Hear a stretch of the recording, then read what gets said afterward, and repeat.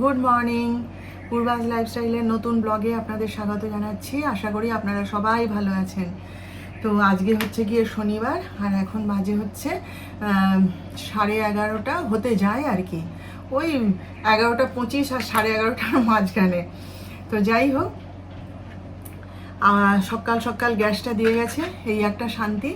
Gas না থাকলে না ভীষণ টেনশন হয় জানেন। সকালবেলা কদিন ধরে দেখছি গ্যাসটা লাল হয়ে জ্বলছে, তাও তো দুদিন বাদে দিয়ে গেল। অর্ডার দেওয়ার সঙ্গে সঙ্গে দিয়ে যায়, এবারে দুদিন সময় নিল। যাই হোক, আর সকালবেলায় মাসি একদম ঘর দুয়ার মুছে পরিষ্কার করে ঝকঝকে করে বারান্দা টারান্দা মুছে একদম সব করে দিয়ে গেছে। কদিন ধরে যা খাটুনি হচ্ছিল না, শরীরটা ভালো লাগছিল না, ভালো হয়েছে একটু করে দিয়েছে।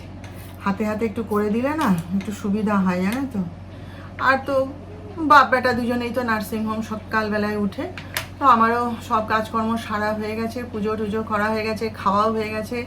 যিশুর জন্য তরমুজ বের করে রেখেছি, এলে পরে তরমুজের জুস বানিয়ে দেবো। আর এখন করে লাভ নেই, কারণ খাবে কি না খাবে জানি না তো। এই আর বর্তমানে আমি এখন আনাজ কাটায় ব্যস্ত, একটু রান্না তো করতে হবে, তো আনাজ কাটায় ব্যস্ত। ভাবছি যে জানলাগুলো বন্ধ করে দিয়ে এসি চালিয়ে দেবো কি না। কেন কি বলুন তো, মেঝেগুলো না কীরকম মানে কীরকম একটা লাগছে পায়ের তলায়, কেমন স্যাঁত স্যাঁতে লাগছে। রোদটা তো ওঠেনি না ভালো করে, ওই জন্য এরকম হচ্ছে। উঠেছে হালকা হালকা রোদ, কিন্তু সেরম রোদ ওঠেনি। তো যাই হোক, তাহলে চলুন আপনারা সঙ্গে থাকুন, আমার দেখতে থাকুন সারাদিন কি করি না করি। আর এই কাজ করতে করতেই যেমন গল্প করি আপনাদের সাথে, তেমনই গল্প করব। যিশুর জন্য একটুখানি চিড়ে মেখে দিলাম। এখন আর মুড়ি খাবে না, বলছে আমার মুড়ি ভাল লাগছে না, এই জন্য চিড়ে পেঁয়াজ চানাচুর দিয়ে অল্প একটুখানি মেখে দিলাম। আর আস্তে তো তরমুজের জুস করেই দিয়েছিলাম, ফ্রিজে রেখে দিয়েছিলাম, ঠান্ডা ছিল, খেয়ে নিয়েছে। নিয়ে এটা এখন খাবে। চাটার এখন এই গরমে খেয়ে কাজ নেই, তাই না। একটুখানি এটা মেখে দিয়ে আমার রান্না হয়ে এসছে, হয়ে এলে তাড়াতাড়ি ভাত দিয়ে দেবো। তো চলুন এটা ওকে দিয়ে আসি আগে। হ্যাঁ, যে সাপটা মেরেছিলাম বললাম না আপনাদের কালকের ভিডিওতে, যে একটা এইটুকু সাপ বেরিয়েছে, সেটাকে জুতো পেটা করেছি, মেরেছি। সে একদম সরু সুতোর মতো জানেন তো, কালো আসে এরকম এরকম এরকম এরকম এরকম করে কিলবিল কিলবিল কিলবিল কিলবিল করছে। দিয়ে তারপরে সেই সাপটার নাম কি জানেন? সেই সাপটার নাম হচ্ছে কেরামতি সাপ। শুনেছেন কোনোদিন? আমিও শুনিনি কোনোদিন, আজকে শুনলাম। এই বলছিলাম ছন্দাদিকে, বলে ও বৌদি ওটা তো কেরামতি সাপ। আমাদের এখানে না প্রচুর সাপ বেরায় জানেন তো, প্রচুর। চারিদিকে পুকুর, তো চারিদিকে আমাদের বাড়ির চারিদিকে 3-4টে পুকুর। হ্যাঁ, ওইদিকে একটা আমাদের বাড়ির পাঁচিলের ওইদিকে বোস্টম পাড়া আছে, তাদের একটা পুকুর, এদিকে যদুপতির পুকুর, এদিকে আমাদের পুকুর, সেটা তো পানা পুকুর হয়ে গেছে। প্রচুর সাপ আছে। আর কদিন ধরে দেখছি নেউলের উৎপাত হচ্ছে, আপনাদেরকে দেখাবো বলে, কিন্তু যখন সেই একদম পুরো আমার দুয়ারে উঠে এসে উঁকি দেবে জানেন, কিন্তু দেখাবো বলে ওদের, কিন্তু যখন ওরা আসে না তখন আমার হাতে ক্যামেরা থাকে না, ওই জন্য আমি দেখাতে পারি না। সেদিন গোসাপটাকে দেখাবো বলে তার পিছনে ছুটেছিলাম, কিন্তু পারিনি, জলায় নেমে গেল। তো যাই হোক, আমাদের এখানে প্রচুর সাপ জানেন তো, ছোট খাটো বড় বহু সাপ আছে। একটা সাপ আছে কি, ওই যে জবা গাছে থাকে, অত জবা গাছ অত ফুল ফোটে ঠিকই, কিন্তু জবা গাছে সাপ থাকে জানেন তো, ওই গাছের সঙ্গে মিশে থাকবে। সে সাপকে আবার এখানে কি বলে, কি কি চোখান্ধ সাপ। চোখান্ধ মানে কি বলুন তো, মানে চোখের উপরে এই জায়গাতে যে ছোবল মেরে দেয়, ওই জন্য এখানে বলে চোখান্ধ সাপ। ভীষণ মারাত্মক ওরা। তারপরে তো লাউডগা এসে তো আছেই। হ্যাঁ, তো আমার অভিজ্ঞতা অনেক এই সাপ নিয়ে। একবার তো সেই মা তখন, আপনাদের বোধহয় বলেছিলাম কোনো ভিডিওতে, নাকি মনে নেই, বলি আবার। তখন আমাদের মা কি করতো, তখন ওই যে নারকেল পাতা টাতাগুলো সব পড়তো। তো মায়ের একটা অদ্ভুত নেশা ছিল, আমার শাশুড়ি মায়ের আর কি, ছাদের উপর নিজের হাতে বিরাট বড় মাটির উনুন বানিয়েছিল জানেন। দিয়ে সেই ছাদের ওপর অশ্বত্থ গাছের ডালের নিচে ভাত করতো। সে মানে বসে বসে করবেই, দেখো তোমাদের গ্যাস কমিয়ে দিচ্ছি অমুক তমুক বলে এরকম করতো, কি বলে, ভাত করতো। তারপরে একদিন মা ওরকম ভাতকে ঢাকনা দিয়ে, মানে ঢাকনাটা আধ খোলা ওরকম করে রেখে ভাত সেদ্ধ হচ্ছে, হঠাৎ দেখে না সে পুরো ভাতের হাঁড়ির উপর সেই লাউডগা সাপ জানেন তো, সবুজ রঙের হয়, সেই লাউডগা সাপ পুরো ঝুলছে ভাতের হাঁড়ির উপরে। সে পুরো এরকম হাঁ করে এরকম করে ঝুলছে। সে কি অবস্থা, বাড়ি শুদ্ধ শব্দ, দৌড়ে গেছি। এইবার আর কি হবে, আর সে তো সেদিন থেকে ভাত করা তো ওখানে বন্ধ হয়েই গেল, উনুন ভেঙে দেওয়া হলো। ওই এক হাঁড়ি ভাত তো সমস্ত ফেলা গেল জানেন। ডাক্তার সাহেব গিয়ে একদম উনুন ভেঙে একদম সব ইয়ে করে দিল, দিয়ে ওই হাঁড়ির ভাত ধরে পুরো ফেলে দেওয়া হলো পুকুরে। এই রকম। আর প্রায় দিনই তো আমার বারান্দায় ওগুলোকে জানেন তো, ওগুলোকে বলে এখানে ঢ্যামনা সাপ। ঢ্যামনা সাপ মানে কিন্তু ওই আমরা যেগুলোকে ঢোড়া বলি বা জল ঢোড়া বলি সে সাপ নয়, কিন্তু ঢোড়া সাপ, এটা ঢ্যামনা সাপ। এরা কিন্তু কামড়ায় না, কিন্তু বিশাল আকৃতির চেহারা, কালো কুচকুচে, দেখলে পরে কি ঘেন্না লাগে বাবা। সে লাফ দিয়ে দিয়ে চলে একদম, সে পাঁচিলের উপর দিয়ে গ্রিল বেয়ে বেয়ে ঢুকে যাবে, যতই আটকানো যাক গ্রিল বেয়ে ঢুকে যাবে জানেন। আগে তো আমার ঘরে একবার ঢুকে গেছিলো, আমার ছেলে ঘুমাচ্ছে আর আমি চান করতে গেছি, হঠাৎ সে আমাদের পাড়ারই একজন বউ এসে চিৎকার করছে, ও বড় বৌমা দেখো দেখো তোমার ঘরে সাপ ঢুকেছে। দৌড়ে এসে কোথা সাপ কোথা কি, ছেলে কোলে করে নিয়ে দৌড় একদম। হ্যাঁ, তারপর দেখি না সে পর্দার আড়ালে ঢুকে আছে। তাকে আবার পাড়ার লোকজন এসে, আমার এক দেওর ছিল এখন মারা গেছে, সেই এসে মেরে তারপরে তাড়ালো। বহু হতো এরকম, এখনো হয়, আগের বছরেও এরকম সাপ ঢুকে যাবে জানেন। দিয়ে কি বলে কালকে এরকম হয়েছে বলে। তারপরে আরও একটা ঘটনা আছে জানেন, সে কি বলে ডাক্তার সাহেব না, তখন আমার ওই নারকেলের দড়ির যে পাপড় সেইটা ওখানে পাতা থাকতো। এবারে ডাক্তার সাহেব কী করেছে, বাথরুম থেকে বেরিয়ে ওই ঘরের সামনে পাপোশে এসে পা মুছছে।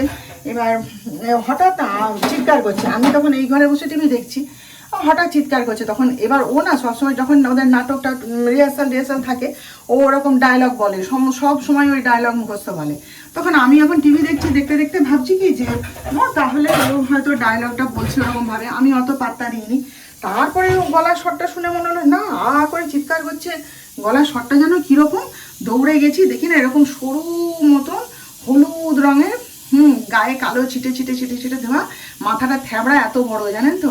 সেই সাপ ওই পাপোশের মধ্যে মিশে ছিল, বুঝতে পারেনি, তার গায়ে পা তুলে দিয়েছে। এবার ভাগ্য ভালো যে কামড়ে দেয়নি পায়ে জানেন। সে এবার লাফ দিয়ে দেখি না সেই বারান্দার যে বিটগুলো রয়েছে আর কি, তার উপরে চড়ে গেছে। সে কি অবস্থা, তাকে তো আবার সে কার্বলিক অ্যাসিড দিয়ে ঠেয়ে মারা হলো। ভীষণ উৎপাত আমাদের এখানে সাপের। আর এই বর্ষাকাল আসছে তো, এইবার শুরু হবে। ওই কার্বলিক অ্যাসিড ছড়িয়ে ছড়িয়ে রাখা হয়, আর কি করব। একবার তো এরকম ঢুকে গেছিলো একটা বিশাল বড় ওই ঢ্যামনা সাপ, তাকে তো সে কার্বলিক অ্যাসিড দিয়ে ডাক্তার সাহেব কীরকম করে মারলো, কি অবস্থা। প্রায় দিনই লোকের ঘরে ঢুকে যায় আর সব মেরে মেরে তাড়ায়। সবাই বলে এই তো এইটাই এসেছিলো আর আসবে না, ও বাবা কোথা থেকে আবার আর একটা এসে জুটে যায়।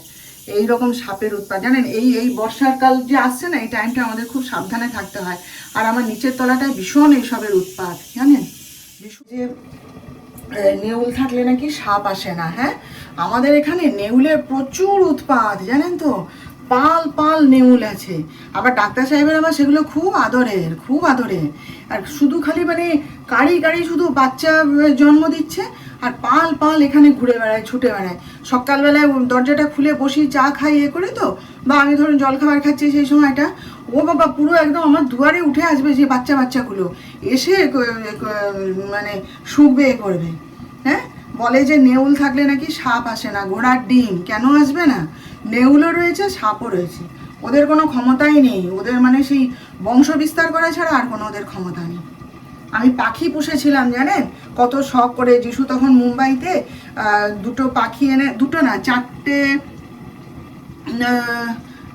হ্যাঁ 4টে না 5টা পাখি এনে পুষেছিলাম। পাখিগুলো কীরকম রোগা রোগা ছিল, তো বড় একটা খাঁচা করে তার মধ্যে কি সুন্দর গাছের ডাল করে হাঁড়ি বেঁধে সব দিয়েছিলাম। পাখিগুলো এই মোটা মোটা কলা কলা মতন চেহারা হয়ে গেছিলো জানেন, খেয়ে খেয়ে। এত যত্ন করতাম ওদের, চান করাতাম, তারপরে আমি এইখানে রান্না করতাম আর ওই গ্রিলটায় ওদেরকে বেঁধে দিতাম। এই আমার এই যে দরজার যে গ্রিলটা, ওইখানে ওদের বেঁধে দিতাম।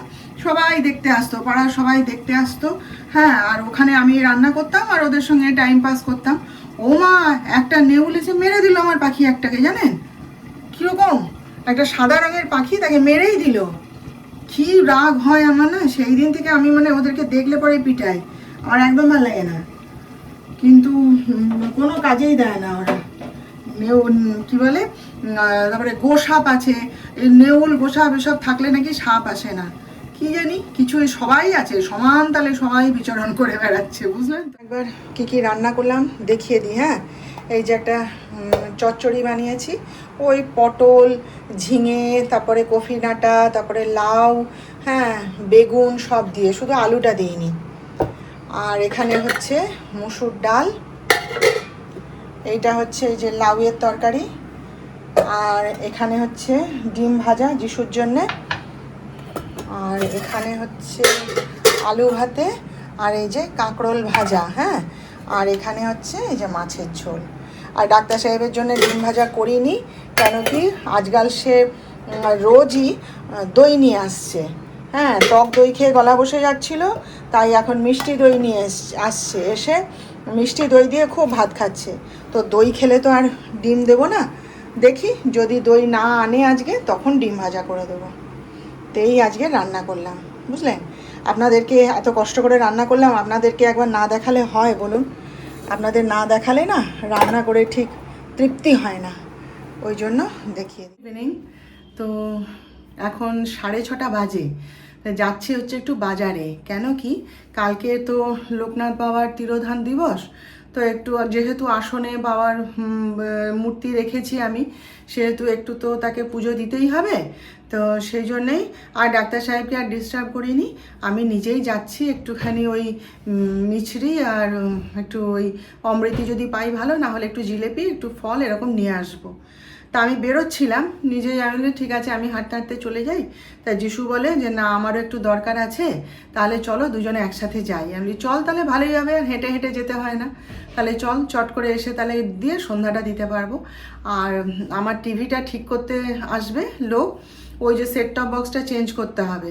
ডাক্তার সাহেব আজকেই গেছিলেন, কারণ আমরা একটু ওই খবরগুলো দেখতে পাচ্ছি না, মোবাইলে দেখে না পোষায় না, জানেন তো। সেই জন্যে ডাক্তার সাহেবকে অনেকদিন আগে বলেছিলাম যে একটু গেলে ভালো হয়, আর আমি তো ওই পাড়ায় যাই না, সারদা ভিডিও যেখানে, আমি ওই পাড়ায় যাওয়া হয় না আমার। আজকে গেছিলেন তো ওই আধার কার্ড এই টাকা সব জমা দিয়ে এসছে, ওরা আজকে 6:30টার সময় আসবে, তো সময় তো হয়েই গেছে। তা ডাক্তার সাহেব বলছেন আমি আছি বাড়িতে, তোমরা যাও। তা ভালোই হবে, ও ভালো করে বুঝে ঠিকঠাক করে করে নিতে পারবে। তাই সেই জন্যে ডাক্তার সাহেব ঘরেই থাকছেন, আর তাহলে আমি যাই যিশুর সাথে একটু ঘুরেই আসি, ভালোই হবে, তাড়াতাড়ি করে ঘরে আসা যাবে, তাই না? তো চলুন তাহলে একটুখানি বাজার থেকে ঘুরে আসি, হ্যাঁ, তারপর আবার কথা হবে। তো এই যে আজকে আমাদের রাতের খাবার করেছি ঘুগনি, ওদেরটা আলু দিয়ে করে দিয়েছি, আর আমাদের এই যে আর মানে একটু বেশি করে করে রেখেছি, সকালের জল খাবারও হয়ে যাবে, আর আমিও এখন একটু খাবো, সেটা আলু ছাড়া করেছি আর কি। আর এই যে আমি একটু উপমা খাচ্ছি, আর ডাক্তার সাহেব তো মুড়ি দিয়ে ঘুগনি দিয়ে খাবে, সে মুড়ি ঘুগনি ভালোবাসে, আর যিশুকে একটু পরোটা করে দিতে হয়েছে, সে পরোটা আর ঘুগনি খাবে, বলে ঘুগনি রেখে দাও, কালকে আমি একটু মুড়ি দিয়ে খাবো সকালবেলায়। তো এই এখন এই যে আমি খেতে বসেছি, ওদেরও খেতে দিয়ে এসছি। তাহলে চলুন আজকের মতন এখানেই রেখে দিলাম, কালকে আবার আপনাদের সাথে দেখা করব নেক্সট ব্লগে। আপনারা ততক্ষণ সবাই ভালো থাকবেন।